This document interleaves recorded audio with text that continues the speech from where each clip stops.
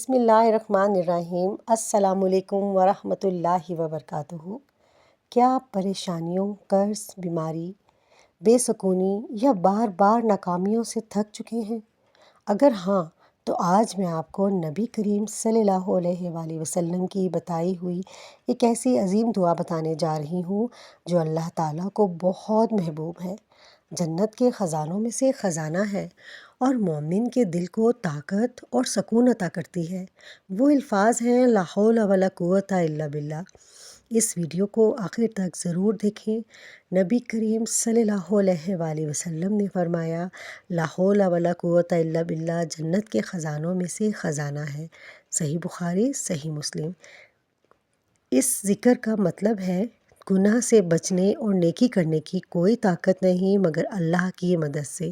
جب بندہ یہ کلمات دل سے پڑھتا ہے تو وہ اپنے تمام معاملات اللہ کے سپرد کر دیتا ہے، اپنی کمزوری کا اعتراف کرتا ہے اور اللہ کی قدرت پر کامل بھروسہ کرتا ہے۔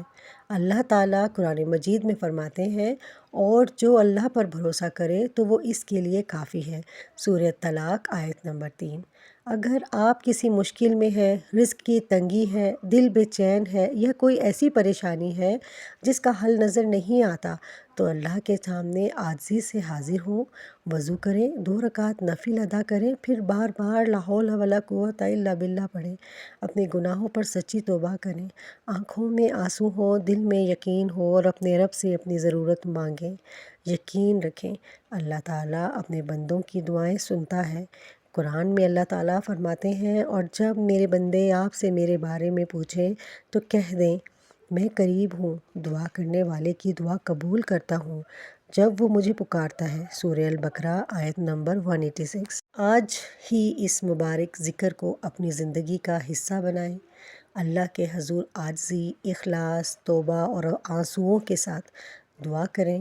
قبولیت کا وقت اللہ کے اختیار میں ہے لیکن وہ اپنے مخلص بندوں کو کبھی ضائع نہیں کرتا۔ اگر آپ بھی آج سے لا حول ولا قوت الا باللہ کو اپنا معمول بنانے کا ارادہ رکھتے ہیں تو کمنٹ میں ضرور لکھیں الحمدللہ، میرا بھروسہ صرف اللہ پر ہے۔ اللہ تعالیٰ ہم سب کی دعائیں قبول فرمائے، آمین یا رب العالمین۔